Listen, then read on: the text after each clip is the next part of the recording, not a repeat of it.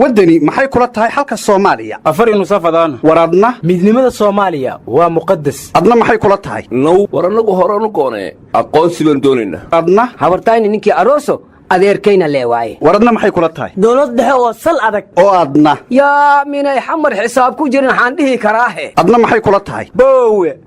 federaal ina adeeray adigana qoondada dumarku waa geedka go'an war bal dadkan eega oo xagee loo kala socdaa war maxaad ula yaabaysaa dadku waa kala maane oo duceeyay allay leedahay waa kala guurkii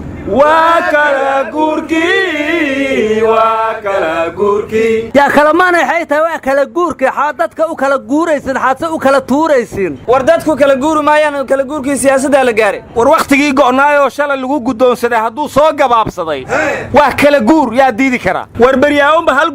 guuro isniila daba teegantiina inta lunguuriyahniin sahmidana meeli lunguuraw war waa kala guurkii iyo kala gurshidaa lagu yidhi aryadhaha idinku waxa la kala guraa iyo waxa kala guuraya midna kuma jirtiin waxa idin raacaya xiyay yihiin war qurbo joogta haddii doorashada looga adkaado dalka sii joogi maayaan boorsooyinkooda ayay guranayaan waradhaa war ma haysaana waxaa la yidhi gabdha Soomaaliya waxay fiirsadeen aflaantan musalsalka la yidhaaho islaamuhu ku waasheen kadibna waxay daawadeen islaan caddaana oo ninkeedii dharbaaxyo ku dhufatay maxaa dhacay ku yidhi oo ii dilaysaa waxay tiri jacaylkaada ii qabto intuu dhan yahaan tijaabinayay gabdhihii daawaday mid ka mid a ayaa ninkeedii oo daallanoo waddooyinka oo xirraa aawadood wuxuu soo raaca waayoo lug ku yimid guriga dharbaaxo ugu shubtay meeshay ka filaysa maxaa igu dharbaaxday iyadoo isbitaal taaloo faleenba surantay soo naaxday aryadhaha naagaha musalsalka fiirsada dabaalnimadoora naagtaasi waxay sugaysa mugay ninkeera dharbaaxaysa xabiibi xaadig u dharbaaxday inuu dhihi doono markaasay rabtay inay tidhaaho jacaylkan yaan tijaabihaaye marka naagaha musalsalka runta u qabow in faleeboodhin laydinku rakibaayo waa u malayhaayay ee caana kallisahe war qiso kaloo yaab lahaa dhacday war ma haysiine odayaa wuxuu maqlay wiilkaagii wuxuu qurbaha ku guursaday gabar Faransiis ah kadibna telefoon oo inta ka wacay oo wuxuu yidhi faracayno gaal ma guursan kaamana yeelayo inaad naag gaal ah guursato markaasuu wuxuu yidhi aabba yaa kuu sheegay inay gaal tahay markaasuu yidhi dadkoo dhan aa sheegaya naag Faransiis oo cad inay tahay markaasuu yidhi aabbe aniga iyo xaaskaygu waa ku imaanaynaa markaasaana wada hadlaynaa oo wax kastoo i dhahdo waa yeela toddobaad kadib odaygii u yimideen gabadhii waxay bilowday inay u adeegto sodogeed maalintii koowaad bicidiyahay ka jartay maalintii labaadna madaxay u xiirtay maalintii saddexaadna waa u masaajayday subax galab iyo habeenna marna shaahay u keentaa marna casiir qabow in yarba inta ku soo noqotay tira aabba maxaan ku siiyaa toddobaad kadib wiilkii aabbihiis u yimid oo ag fadhiistay wuxuu yidhi aabbe gabadhi saan yeelaa markaasaa odaygii wuxuu yidhi maandhow gabadhan gaal iska dhaafay hooyadaa waa ka muslimsan tahay minaad furtana habaarkaygaa qabtaa waradhaa war ma haysaane war culusoo inkaaranaa soo dhacayoo nabadiyo nololkaanbay ku gelaysaa la yidhi waxaana la yidhi madaxweyne farmaajo allaha ka cafiye wuxuu amray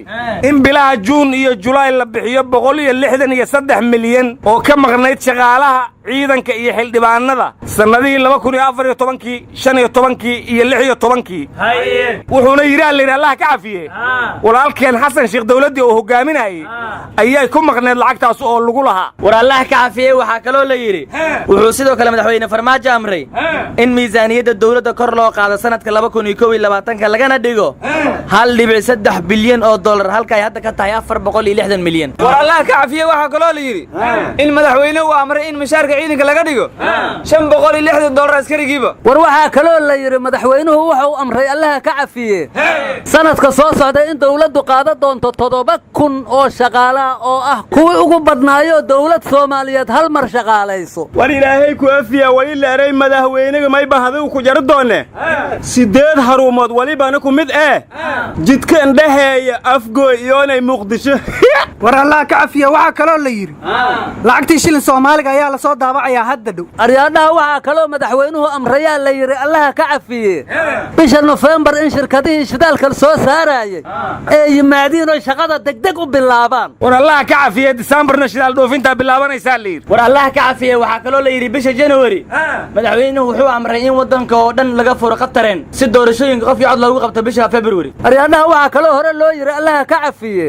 dugsi macallinkii daw ka qabo lagama diin qaado dab la shiday asaan deeq lahayn laguma daalgooyo nin la dilay haddaan diya la bixin laguma daawoobe war aniga allah ka cafiye dawladdu aniga magacaan nabad iyo nolol markay la baxday isaga iiga filaaday sababtoo ah Soomaaliya nabadi kama jirto meel aan nabadi ka jirin nolol kama jiri karto waryaa qaraxii sabab ka dhacay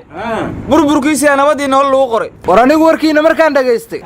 mucaarad qaran dumis inaad tihiin ay soo baxday aryadaha war ma haysiina gudoomiye cabdi xaashi iyo aqalka sare go'aamadii ka soo baxay beesha caalamka iyo maamul goboleedyada inta badan waa soo dhaweeyeen war qoorqoor lafta gareen war ma ka soo baxay war horta lafta gareen farmaajo agtiisa inuu ku daahaya waa iska cadda laakiin qoorqoor waxaan u malaynayaa dadkiisa inuu dhinac ka raaci doono war maaha oo koonfur galbeed aankeeto jirta taas oo bilka baal akriyo usuus bedel doona taasna waliya taasiin sheege aan helo gol gubitay guduroor yaleere aryadaha qaylada injiis ka dhaaftiin safiirkii Mareykanka dollar mooto wuxuu yiri go'aanka aqalka sare ka soo baxay waa sharci cad waana dastuuriyo yiri madaxweynahana waxa laga rabaa maamul goboleedyada inuu wada hadal la galo doorasho wada ogolana la qabto war dollar mooto hadduu warkaas keenay nan garaada ma la dhihi waay aan halkaas ugaaska beelilihaada joog ma leer koro war ma haysiin xaaladdu waa kululaatay ergeygii qaramada midoobay jaamaca Su'aal wuxuu la kulmaa la yiri taliyaha hay'adda nabad sugidda Fahad Yaasiin waxayna ka wada hadleena la yiri khilaafyada siyaasadeed iyo arrimaha doorashooyinka waana markii oo horeysay ee taliye ciidan beesha caalamku kala hadasho arrimo siyaasadeed anigu yaroon waxba garanaataa Fahad Yaasiin taliye ciidan waa ka weyn ay Suuriya Aljazeera miyaa ka wada yaa naga tag Fahad wariye waa ka weyn yahay waraabe ha kula dheelmade war waxaad ileegtiin dad godka jilco lugooda ku tagay albaabkiisa garaacay haddaan garaacnay ma naga furaan yaa minaad garaacda waa laga furaa hore waxa loo yiri way la daaqaysa waraabe wari mayse iga soo wad war shirkii qamiista golaha wasiirada waa la baajiyaa la yiri maariga weer soo galay wareedhaha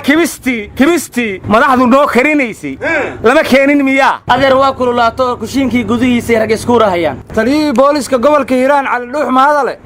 iyo Uriye Xuseen Gurmada qoorta isla galay yaa minay qoorta isla galeen yaa adkaaday he war laga la goor sagaareeya ka alay war ku kusuglanka madayow adiguna wiliga sagaaro waa sheegi jirta sodaada saar lagu tumee Xuseen Gurmada wuxuu yiri banaanbaxa beledweyne lagu qabanayay madaxweynaha lagu taageerayay maxaad u joojiseen taliya Mahadalana wuxuu yiri banaanbaxaas wax ogolaashaa iyo cid nagu soo wargelisay midna ma jirto amniga inaan sugnana waajib ay nagu tahay Xuseen Gurmad su'aalo kale oo tiro badan oo waaliyuu weydiiyay markaasuu taliya Mahadal wuxuu ku yiri anigu jilayaasha kalamaan ka mid maahay war ma haysaane Itoobiya mardhow Soomaali abow toos u noqonaysa yaa Itoobiya hay Soomaali abow u naqawayso ununkaaba ka cabsayna inaan Oromo naqanne warka naga dhaxgelinana dhageyso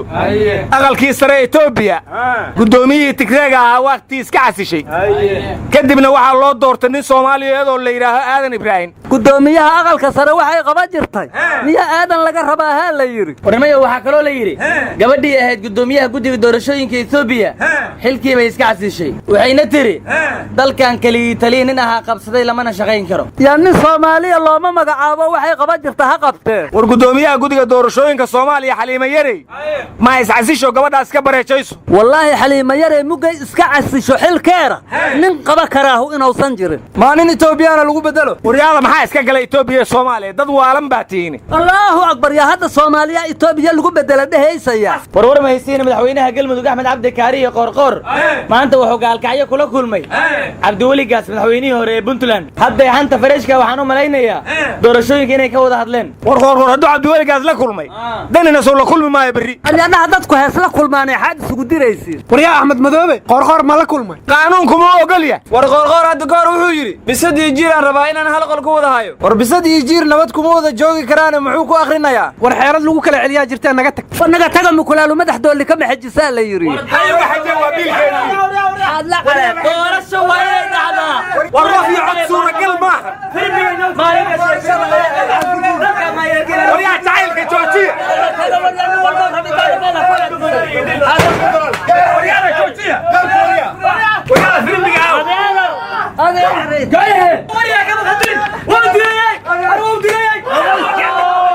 naga taga wax